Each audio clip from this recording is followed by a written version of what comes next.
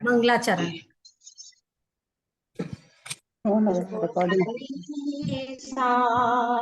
बीते राग विज्ञानिता शिव स्वरूप शिवगार नमो त्रिलोक समारिके। बोले देवाधिदेव 1008 श्री आदिनाथ भगवान की जय। जिनवाणी माता की जय।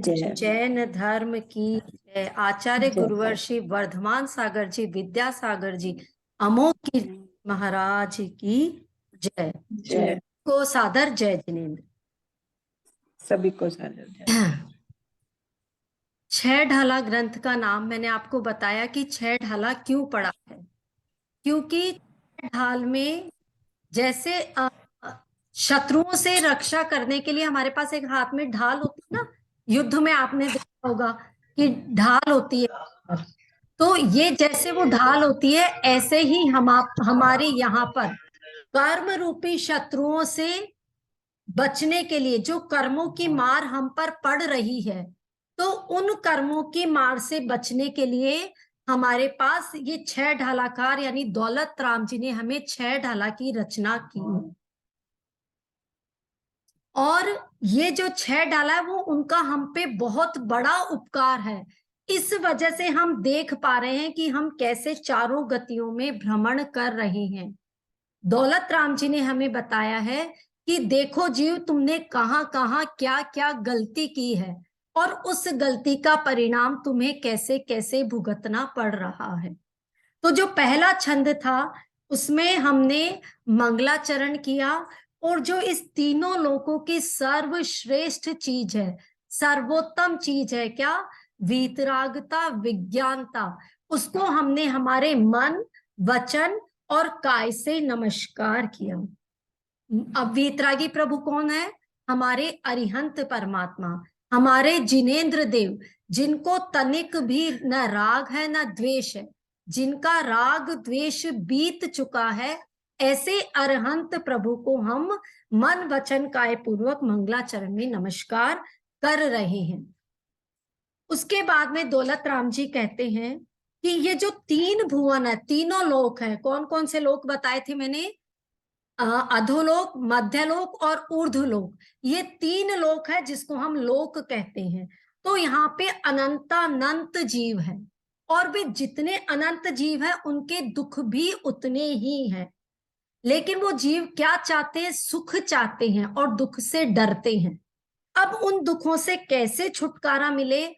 तो वो जो हमारे गुरु है वो अपने हृदय में करुणा को धारण करते हैं, हमारे प्रति समता रख रहे हैं, सहानुभूति रख रहे हैं, और इसीलिए हमें शिक्षा दे रहे हैं। तो अब वो जो शिक्षा दे रहे हैं कहते हैं कि इसलिए सुनो, मन को स्थिर करो, अपने मन को एकाग्र चित्त करो, और जो मैं तुमसे कह रहा हूं वो सुनो। क्यों सुनो? यदि अपना कल्याण करना चाहते हो तो। क्योंकि मैंने क्या बोला कि सभी जीव क्या चाहते हैं? सुख चाहते हैं और दुख से डरते हैं। तो वो कहते हैं यदि तुम वास्तविकता में अपना कल्याण चाहते हो तो जो मैं शिक्षा तुम्हें दे रहा हूं उसको तुम एकाग्र चित्त होकर के सुनो। वो हमें बता रहे हैं हमारा मूल दुख का कारण क्या है। क्या कारण उन्होंने बताया कि तुम ये जो मोह है ये ही तुम्हारे दुख का मूल कारण है। इसको उन्होंने शराब के समान बताया है, मोह को। जैसे शराब पी करके आदमी बहक जाता है, उसे सुध-बुध नहीं रहती है, उसे पता नहीं होता है कि मेरे को क्या करना है और मैं क्या कर रहा हूं। ऐसे ही मोह में आकर के व्यक्ति इतना रागी द्वेषी हो जाता है कि उसको करना क्या चाहिए था लेकिन वो कर क्या रहा है, अपने आप को भूल गया। और ये ही भूल है जो उसे क्या कर रही है, इन चारों गतियों में भटका रही है। और वो जो भ्रमण कर रहा है चारों गतियों में, अब दौलत राम जी उस भ्रमण की कथा सुना रहे हैं कि हमने वो भ्रमण कैसे किया। तास भ्रमण की है बहु कथा, यानी उस भ्रमण की कथा बहुत बड़ी है। मैं चाहूं तो भी पूरी तो तुम्हें नहीं सुना सकता, लेकिन फिर भी मैं यहाँ पर कुछ अंश मात्र आपको बताता हूं कि आपका जीव कहाँ कहाँ जाकर आया है और आपने कैसे कैसे दुख उठाए हैं। वो कहते हैं कि इस जीव ने पहले निगोद पर्याय में जन्म लिया और उस निगोद पर्याय में उन्होंने क्या करा, एक श्वास में 8-10 बार, यानी एक श्वास के अंदर 18 बार ही जन्म लिया और 18 बार ही मरा। अब एक श्वास कितना सा होता है बताइए? एक श्वास मतलब होता है कि बहुत जरा सा समय जो हमने सांस ली, बस एक अंदर गई और बाहर आई, बस उसके अंदर वो जीव 18 बार जन्म लेता है और 18 बार मर जाता है। कहने का मतलब जहां मरना ही काम है, बस अपन कहते हैं ना मरने की भी फुर्सत नहीं है, लेकिन वहां मरना ही जहां काम है, ऐसे जीव निगोदिया जीव बन करके हम आए हैं। मतलब जीव उत्पन्न नहीं होता, उससे पहले तो उसे वापस मरना होता है। तो निगोदिया जीव बने, वहां से बार बार जन्म मरण से छुटकारा पाया। उसके बाद में एक केंद्रीय यानी स्थावर जीव बने। स्थावर जीव कौन कौन से हैं? पृथ्वी कायिक, जल कायिक, अग्नि कायिक, वायु कायिक और वनस्पति कायिक। ये पांचों पर्याय में हम गए। जैसे जिसका शरीर पृथ्वी ही है, बस वो एकेंद्रीय जीव हम कितनी ही बार बन करके आए हैं। और वहां के कैसे दुख है, कोई भी हमें हमारे को पैरों के नीचे रोंद रहा है। वनस्पति बने तो जिसकी मर्जी जो खा रहा है, जिसकी मर्जी जिसने हमें फेंक दिया, जिसकी मर्जी हमें जला दिया। ऐसे ऐसे दुखों को हम भोग करके आए हैं।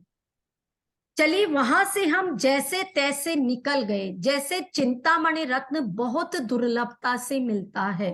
कौन सा चिंतामणि रत्न? चिंतामणि रत्न का मतलब कि हमारी सारी विश पूरी करने वाला रत्न, उस रत्न को बोलते हैं चिंतामणि रत्न।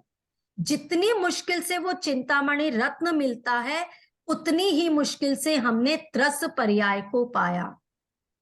त्रस पर्याय क्या होता है? जिसमें हम 2 इंद्रिय से लेकर के पंचेंद्रिय तक के जीव बने। अब हम क्या क्या बने?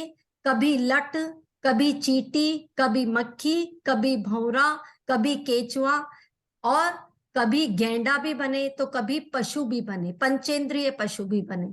तो वहां जाकर के हमने क्या देखा, कैसा होता है वो 2 इंद्रिय का जीव है। किसी की विष्ठा में पड़ा है, कुलबुला रहा है, सब जैसे सब्जी है उसके अंदर कीड़े लगे हुए हैं, तो उनको क्या करते हैं? सब उनको फेंक देते हैं, मार देते हैं। सब्जी कटते समय वो काट देते हैं उनको। ऐसी वेदनाएं हमने मच्छर बने। मच्छरों को तो आजकल मारने की कितनी सारे इंस्ट्रूमेंट आ गए हैं, दवाइयां आ गई है, क्योंकि उनके जीव को तो जीव कोई गिनता ही नहीं है।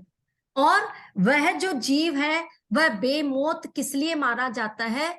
कि वो मनुष्यों की जो है उसको पूरी नहीं कर पा रहा है, इसलिए वो मनुष्यों को दुखी कर रहा है उनके हिसाब से, इसलिए मनुष्य उनको मार देते हैं। जीव को जीव नहीं समझते हैं। ऐसे 2 इंद्रिय, 3 इंद्रिय, 4 इंद्रिय बनने के बाद में यदि हम पंचेंद्रिय जीव बन गए। पंचेंद्रिय में भी 2 प्रकार के जीव हैं, एक होते हैं बलहीन और एक होते हैं सबल। तो जो बलहीन जीव है उनको सबल जीव मार मार करके खाते हैं। जैसे शेर, शेर मन सहित है, उसका मन है और वो बलवान भी है, लेकिन वो क्या करता है, अपना पेट भरने के लिए अपने से छोटे जीवों को मार मार कर खाता है। इसके अलावा जो पंचेंद्रिय जीव है उनमें और क्या क्या दुख है? वध का दुख, बंधन का दुख। इतने जैसे कि जो मांसाहारी प्राणी है वो उनको मार करके खाते हैं। अगर कोई बोझा ढोता है तो उनपे जरूरत से ज्यादा बोझा ढो देते हैं। हाथी है, जैसे उसका दांत पाने के लिए हाथी को मार देते हैं। और भी आपने देखा, जैसे मान लीजिए कोई पालतू पशु है, चाहे गाय है या जो पशु हमने पाला है, उनको पाल तो लिया लेकिन उनको समय पर न खाना देते हैं न पानी देते हैं। वो भूख प्यास से व्याकुल हो रहे हैं, उनको भूख लग रही है लेकिन वो कह नहीं सकते, उनके जुबान नहीं है। तो ऐसी पर्याय में भी हम कितनी ही बार जाकर के आए हैं कि हम पशु बने तो हमने क्या क्या अत्याचार वहां सहन किए। किसी ने हमारा वध कर दिया, किसी ने हमें बांध करके रखा, किसी ने हमें भूखा रखा, किसी ने हमें प्यासा रखा। ऐसे ऐसे दुख को हम सहन करके आए। और उस पर्याय में यदि हम संक्लेश परिणामों से मर गए। संक्लेश परिणाम मतलब कि हमारे होता ना हाय त्राय वाले प्राण, हाय हाय कर करके अगर हम दुखी होकर के संक्लेश परिणाम से हम मर जाते हैं, तो मरने के बाद में हमने कौन सी पर्याय पाई? नरक, नरक गति पाई। नारकी जीव बन करके हम नरकों में पैदा हुए कितनी ही बार। अब वहां की नरकों की भूमि ऐसी होती है जहां हमेशा अंधेरा रहता है, वहां छोटे छोटे ऐसे बिल बने हुए रहते हैं, वहां न तो आपको खाने के लिए अनाज का एक दाना मिलता है, न पीने के लिए एक बूंद पानी की मिलती है। इतनी भूख और प्यास का वहां पर काम है। वहां पर एक वैतरणी नदी होती है नरक में जो बहती है, और वो पता है नदी में क्या क्या होता है? खून होता है, मवाद होता है। वो वहां की जो भूमि है वो इतनी स्पर्श करते ही ऐसे लगती है मानो हजारों बिच्छुओं ने हमें डस लिया। तो वहां नारकी जीव सोचता है अगर इसमें नरक की भूमि से निकल करके कोई नदी में चला जाता हूं तो वहां वैतरणी नदी है, वो वैतरणी नदी खून मवाद पीप से भरी हुई है, वहां पर अनेक बिच्छू हैं जो डंक काट रहे हैं। वो सोचता मैं नदी में डुबकी लगा दूं तो शायद मुझे थोड़ा सा आराम आ जाए, थोड़ी सी शीतलता मिल जाए, लेकिन नहीं। वहां उस नदी की हालत देख करके, उसका दुर्गंध युक्त हालत देख करके वो जीव तिलमिला उठता है। वो सोचता मैं कहाँ जाऊं?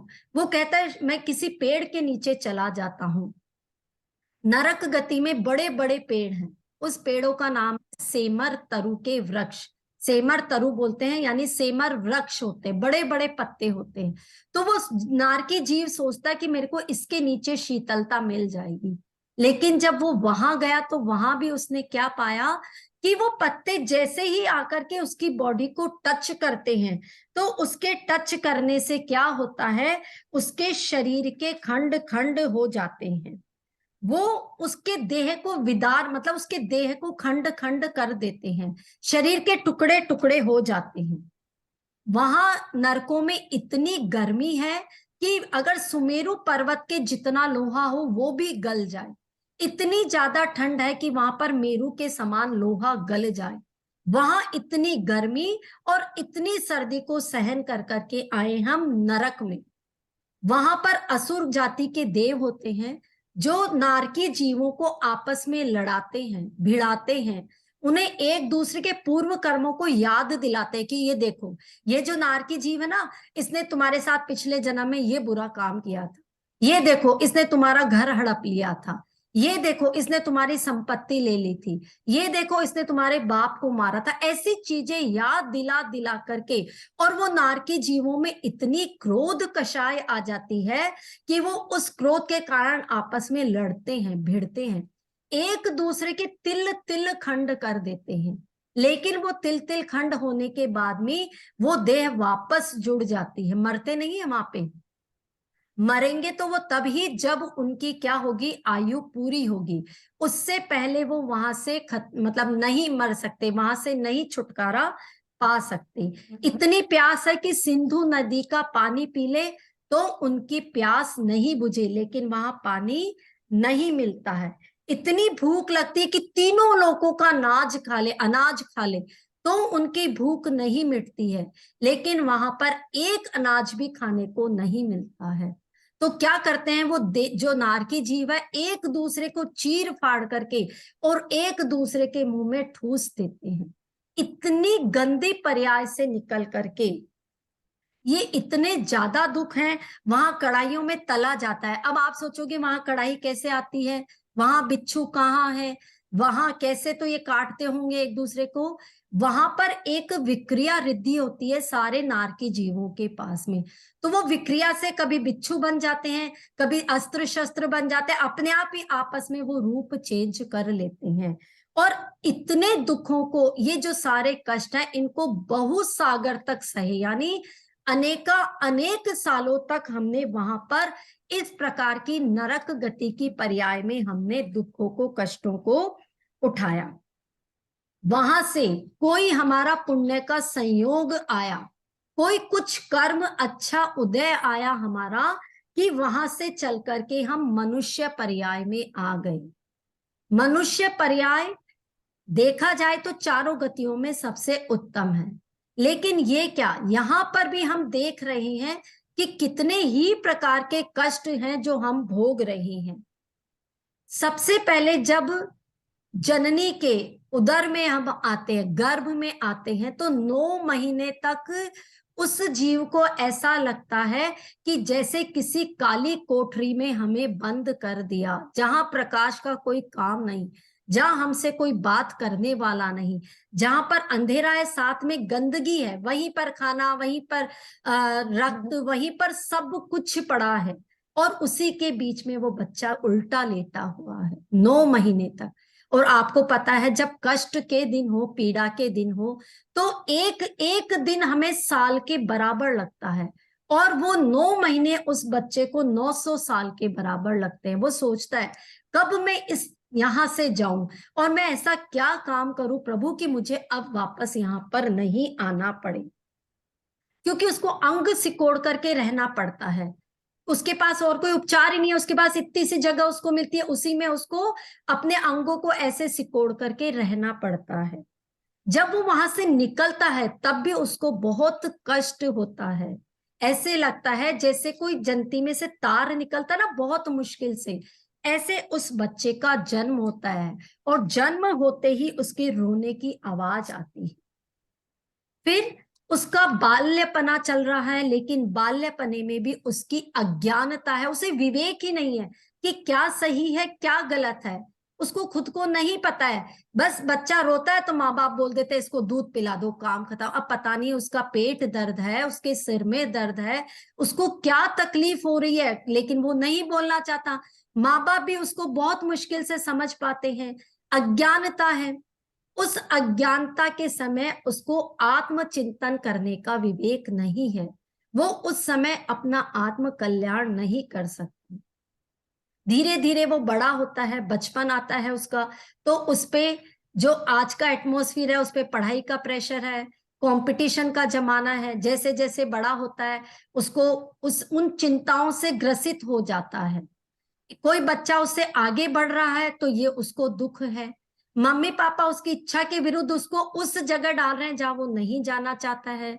सबका अपना अपना करियर पॉइंट है, लेकिन सभी अब अगर इच्छा के विरुद्ध वो माँ बाप की इच्छा से जा रहे हैं तो भी दुख, नहीं जाते हैं तो भी दुख। माँ बाप को दुख है कि वो बच्चे उनका कहना नहीं मानते हैं, उनकी आज्ञा की अवहेलना करते हैं। चाहे बच्चा है चाहे बड़ा है, सबको अपने अपने दुख। वहां से वह जवानी अवस्था में कदम रखता है, युवा अवस्था में कदम रखता है, तो वहां पर वो अपनी पत्नी के साथ अधिकांश समय भोग विलास में व्यतीत कर देता है। वहां पर विलासता की प्रधानता है, विषयों की प्रधानता है। तो वहां पर क्योंकि अब ये जो अवस्था थी युवा अवस्था, ये सबसे ज्यादा धर्म करने की है, जहां वो सबसे ज्यादा धर्म, विवेक सहित धर्म कर सकता है और अपने आप को आत्म कल्याण में लगा सकता है। लेकिन वहां पर भी वो अपने को कमाने में लगा देता है, दिन रात कमाना है, फिर अपने बीवी बच्चों का ध्यान रखना है, परिवार का ध्यान रखना है, समाज का ध्यान रखना है। इन उलझनों में इतना घिर जाता है कि उसको जो वास्तविकता में आत्म कल्याण करने का समय मिला था वो तो उसने अपने हाथ से ऐसे ही निकाल दिया। और कई तरह की टेंशन है, कोई किराएदार है तो उसको अपनी टेंशन, मकान मालिक है उसको अपनी टेंशन, किसी के पास गाड़ी है तो नहीं है, तो हर को, जैसे फ्लैट में कोई रह रहा है तो वो सोचता है यार घर हो तो कितना अच्छा है, लेकिन जो घरों में रहते हैं उनको क्या टेंशन है, यार फ्लैट है, छोटा है, जल्दी से सफाई की, काम खत्म। तो मतलब हर व्यक्ति के अपने अपने व्यूज है, अपने अपने टेंशन है, अपनी अपनी चिंताएं हैं। जब वो बूढ़ा हो जाता है उसकी इंद्रियों की शिथिलता इतनी बढ़ जाती है कि कान से सुनाई नहीं देता, आंख से दिखाई नहीं देता, पैरों से चला नहीं जाता, मजबूर हो जाता है।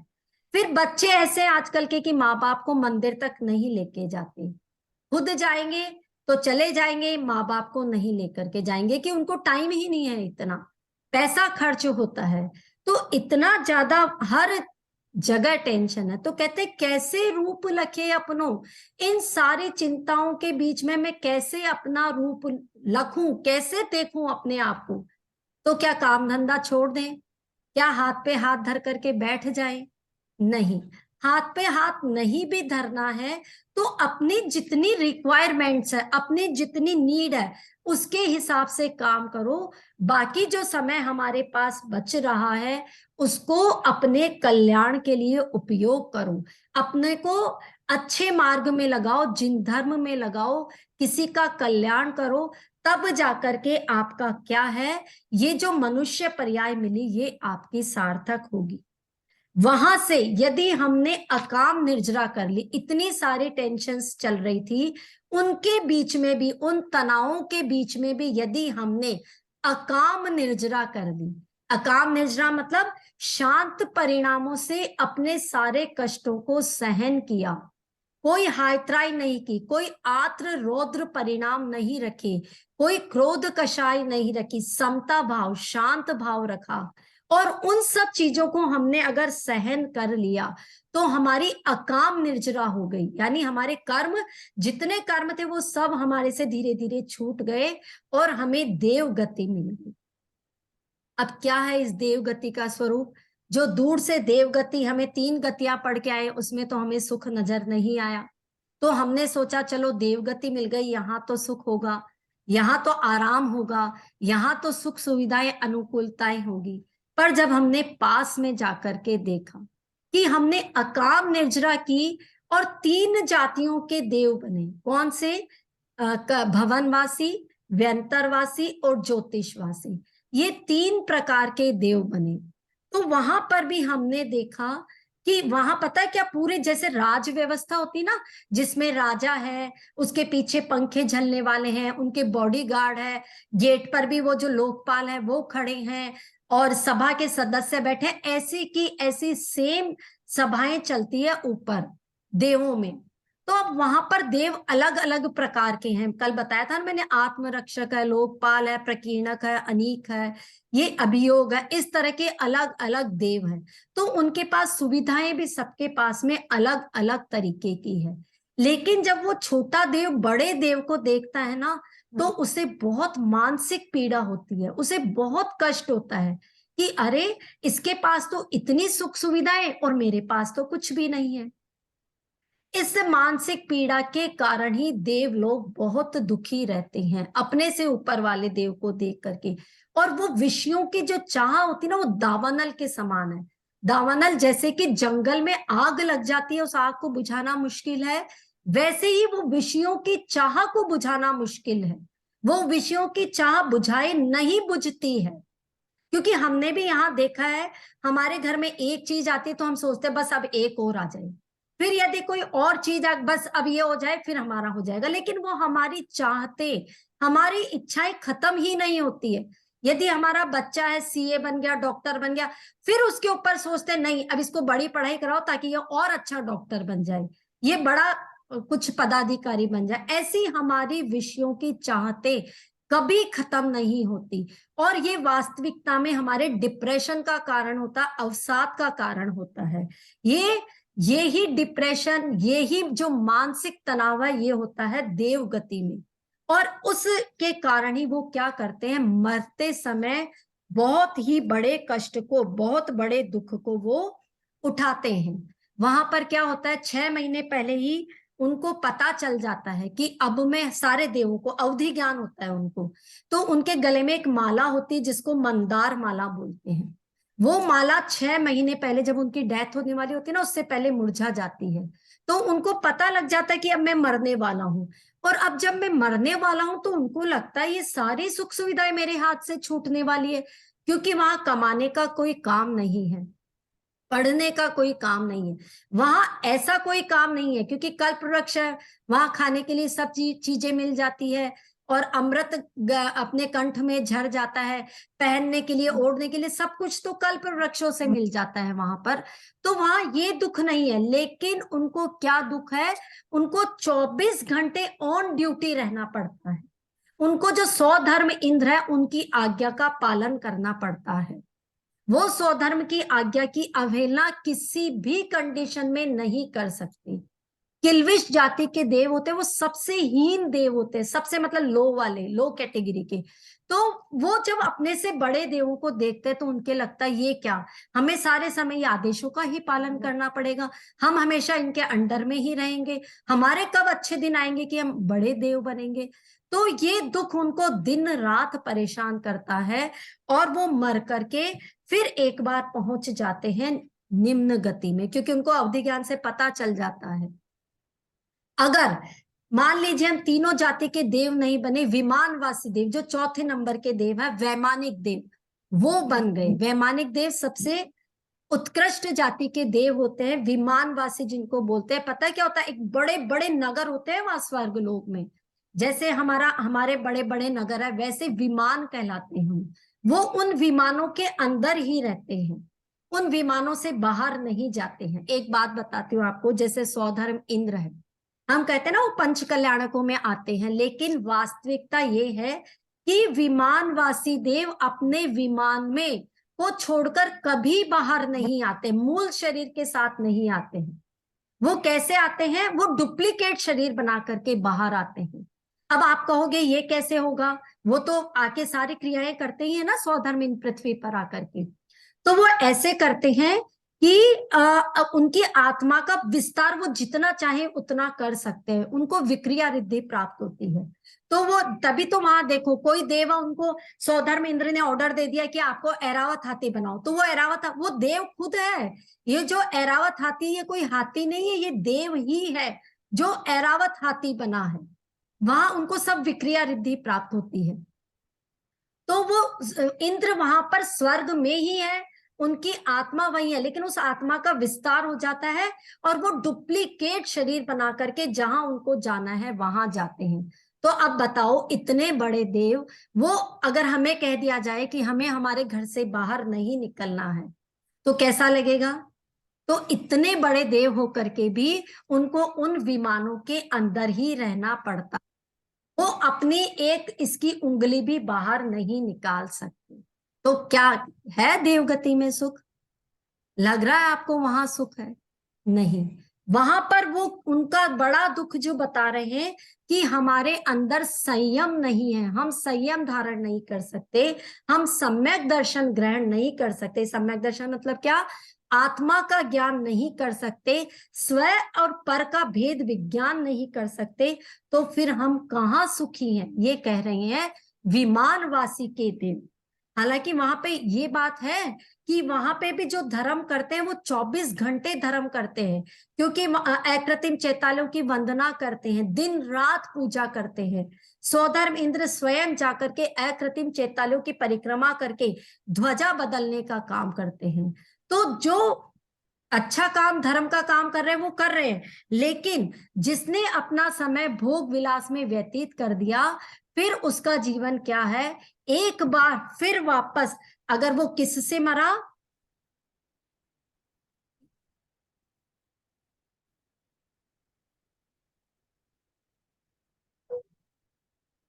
एक मिनट, हाँ, अगर वो वहां से फिर संक्लेश भाव से या मर जाता है तो वापस से जाकर के स्थावर पर्याय में वो उत्पन्न हो जाता है, और फिर वही ढाक के तीन पाद, फिर वापस से इसका पंच परावर्तन, द्रव्य क्षेत्र काल भव और भाव, ये पांचों में वो फिर चक्कर लगाएगा, फिर चक्कर लगाएगा, फिर चक्कर। ये हमारी अपनी आत्मकथा है। तो अब हम कहाँ बदलाव ला सकते हैं, हम क्या कर सकते हैं ऐसा कि हमें ये पंच परावर्तन नहीं करने पड़े। हम इन चारों गतियों में, क्या हमारा यही काम रह गया, क्या हम ऐसे ही भटकते रहेंगे इन गतियों में? तो हम कैसे छूटे इन गतियों से, क्या क्या कैसे छूट सकते हैं? तो देखिए, ढलता सूरज संध्या समय का मानव से कह गया, ढलता सूरज संध्या समय का मानव से कह गया, स्वानुभूति प्राप्त करना चेतन की एक कला, भव भ्रमण का,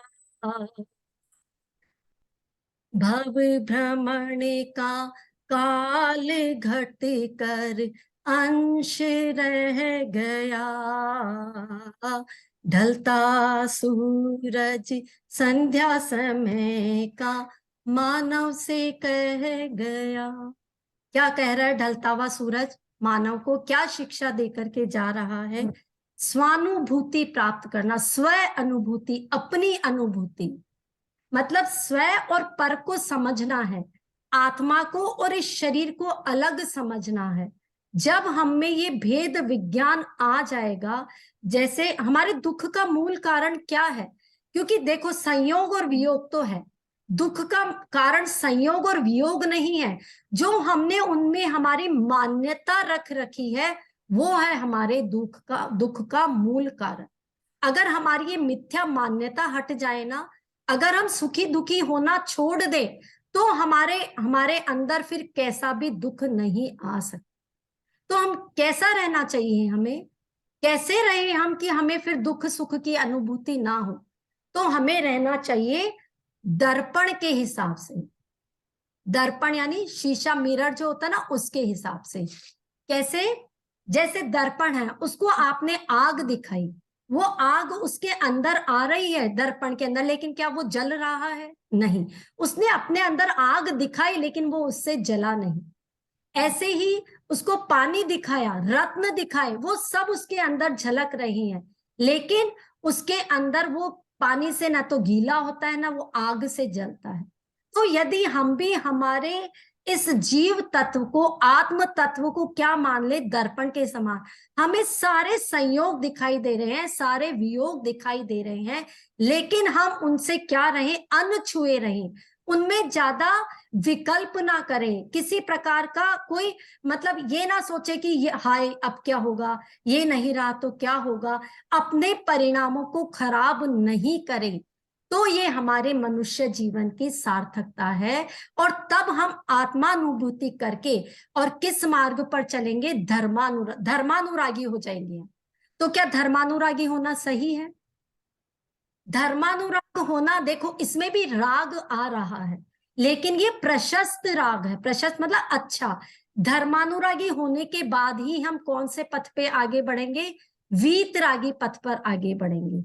और वीतरागी पथ पर यानी मोक्ष मार्ग में आगे बढ़ गए तो फिर जो ये हमारा शरीर है वो तो यही रह जाएगा, और हमारी जो चैतन्य आत्मा है, अंदर जो जीव तत्व है, वो कहाँ चला जाएगा? सिद्धत्व पद की ओर चला जाएगा। सिद्ध और अरिहंत बनने की शक्ति है हम में। कब? जब हम यदि इस नर मनुष्य पर्याय में यदि हम हमारा आत्म कल्याण कर ले।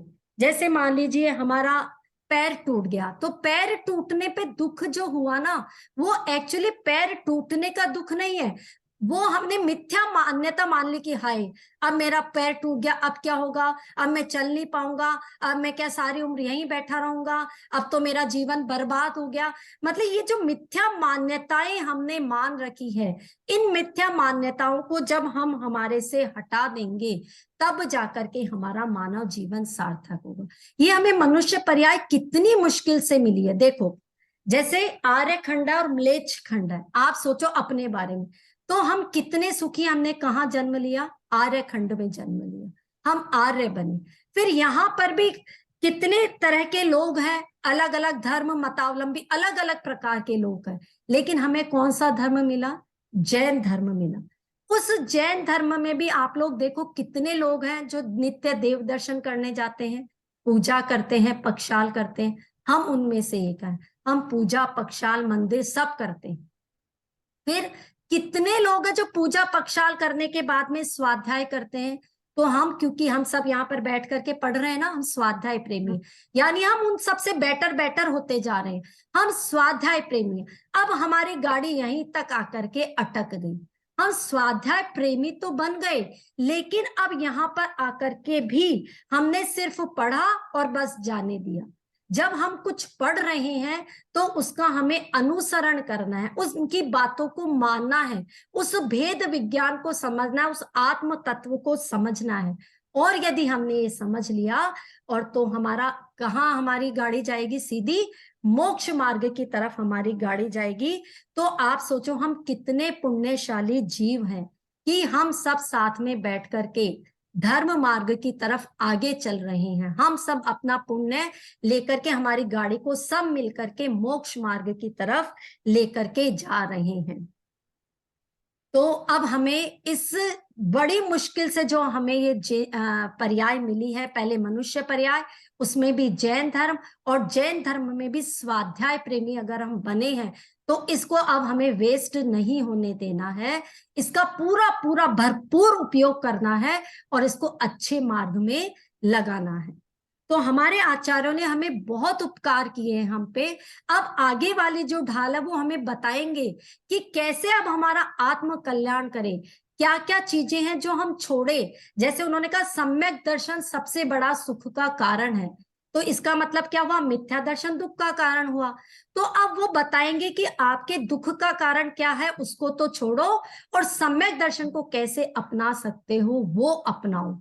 देव शास्त्र गुरु की साक्षी रह करके उनको ही मानो, उनमें ही अपनी बुद्धि को लगाओ, तब जाकर के ये आपका मनुष्य पर्याय सार्थक है। अन्यथा फिर से एक बार वही 84 के चक्कर, वही 84 के चक्कर और वही 84 के चक्कर। तो अब हमें इन बातों में नहीं उलझना है और हमें अपने आप को आत्म कल्याण के मार्ग में लगाना है। चलिए जिनवाणी स्तुति, नीलम भाभी जिनवाणी स्तुति, 1 मिनट रह गया, जल्दी से। हाँ जी। हे जिनवाणी भारती तोय जपू दिन रैन, जो तेरा शरणालय सो पावे सुख चैन। जहाँ वाणी के ज्ञान ते सूझे लोकालोक, सो वाणी मस्तक धरूं सदा दे तू ढो।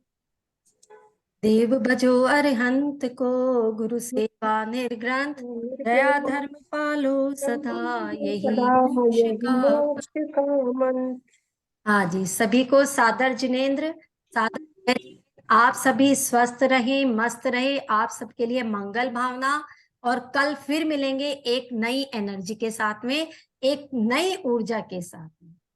हाँ चलिए, करनी है मेरे को आप सब लोगों से कि मेरी बात सुनो। हम यहाँ पर पढ़ रहे हैं ना स्वाध्याय